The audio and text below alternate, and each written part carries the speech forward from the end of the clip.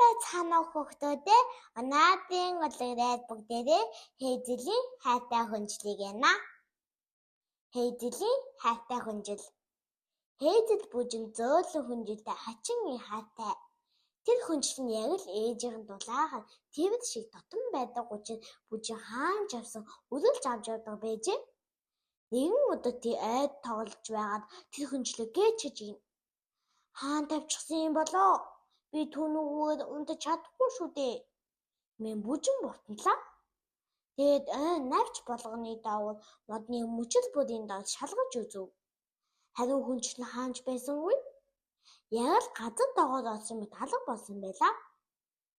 Миний хийдэлж болно шүү гэж хэрэм найз нь хэлв. Гэвч хэрэмний хүнжил дэндүү сагсагж "Эсвэл миний хий" гэж зараа найз нь зөвлөв. Гэвч зарааны хүнжил дэндүү өргөстэй байлаа.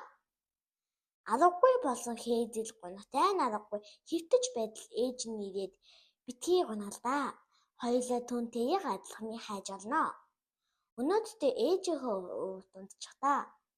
Энэ нут шөнийн турш би дэрэгдэж байх учраас санаа зовлтгүй" гэж хийнэ.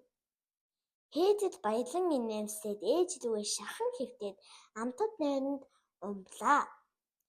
Ээжийнхөө өвөрт унтсан хинч ямар ч зөөлөн дулаахан хүнжлийн хэрэг алгадаа.